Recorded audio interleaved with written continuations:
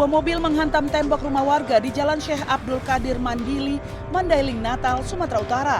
Mobil ini sebelumnya sempat terlibat kejar-kejaran dengan petugas Badan Narkotika Nasional karena diduga membawa ganja kering dari Mandailing, Natal menuju Sumatera Barat. Saat digeledah petugas, di dalam mobil ditemukan 20 bal ganja kering. Sementara pengemudi mobil yang diduga kurir ganja antar provinsi telah kabur.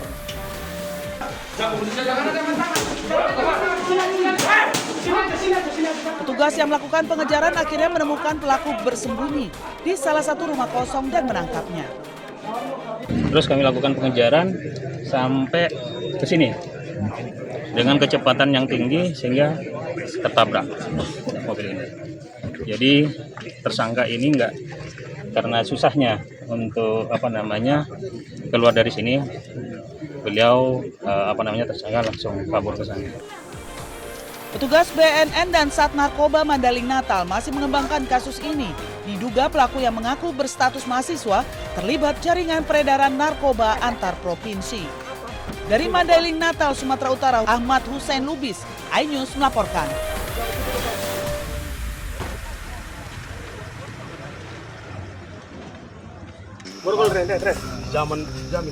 Jamin sama bapak. Ada di sini benda-benda tajam. Ada ingat ini. Ada kah? Pakai ada yang lain. Tim Opsnal Unit Reskrim Polsek Sipirok, Polres Tapanuli Selatan menangkap seorang pria pelaku pembunuhan di kawasan perbukitan di Kecamatan Arse, Kabupaten Tapanuli Selatan, Sumatera Utara. Pelaku menghabisi nyawa kakak kandungnya dengan menggunakan senjata tajam. Peristiwa berawal saat pelaku dalam kondisi mabuk dan mengungkit persoalan harta warisan berupa sebidang tanah dan sebuah rumah. Karena merasa tersinggung, korban menanyakan maksud perkataan pelaku. Tidak terima dengan perkataan korban, keduanya pun cekcok hingga berujung penganiayaan yang menyebabkan korban tewas akibat mendapati luka bacok di kepala, telinga hingga wajah.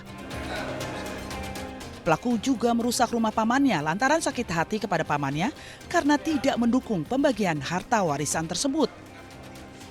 Perselisihan ataupun pertengkaran antara pelaku dan korban memang sudah lama.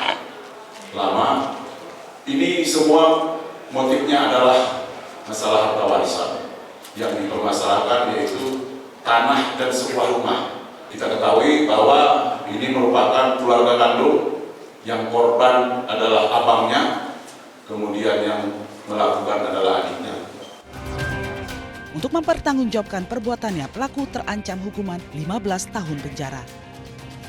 Dari Tapanuli Selatan, Sumatera Utara, Indra Mulia Siakian, iNews melaporkan.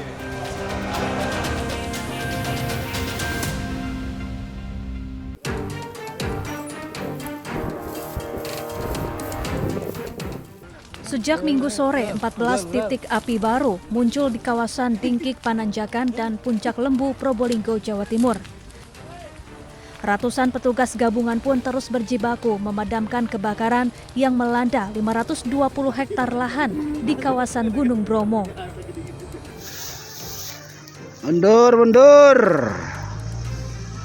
Mundur. Kebakaran di Gunung Bromo yang terus meluas membuat Wakil Gubernur Jawa Timur Emil Dardak langsung mengecek lokasi. Emil pun menggelar rapat koordinasi yang tidak hanya membahas soal kebakaran, tetapi juga mitigasi menghadapi bencana kekeringan. Saat ini seluruh pintu masuk wisata Taman Nasional Bromo Tengger Semeru resmi ditutup total demi keselamatan para pengunjung. Fokusnya bertambah. Setelah kita fokusnya adalah di Pudak Lembu, Puncak B29, ternyata di Penanjakan juga ada titik api. Lokasinya di luar dari perimeter awal ini. Nah, ini yang segera kita lakukan 2 langkah, darat maupun udara. Serangan udaranya adalah helikopter waterbombing. 3 ini akan melakukan kombinasi penanganan di sini dan juga di Penanjakan.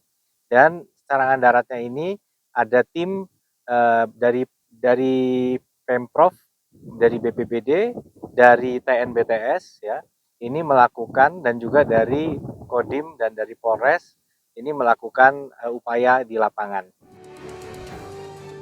Awalnya titik api diduga berasal dari blok Bantengan, Kecamatan Senduro, Kabupaten Lumajang yang bukan kawasan wisata. Dugaan sementara kebakaran akibat ulah tangan manusia. Cuaca panas di musim kemarau kemudian membuat api dengan cepat menyebar. Tim Liputan iNews melaporkan.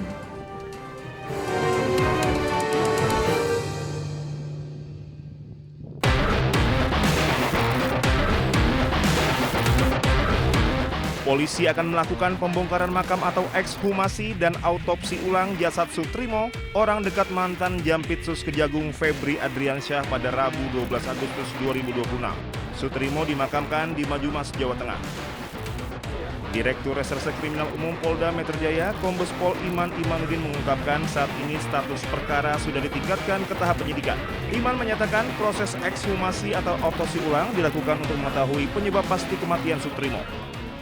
Kami sudah menerima pelimpahan laporan polisi dari Bareskrim Polri, kemudian laporan polisi dari Polresta Banyumas, dan berdasarkan dua laporan polisi tersebut, baik yang disampaikan oleh masyarakat di Bareskrim Polri ataupun yang disampaikan oleh pihak keluarga di Polresta Banyumas, saat ini penanganan perkara setelah dilimpahkan ditangani oleh Ditreskrimum Polda Metro Jaya.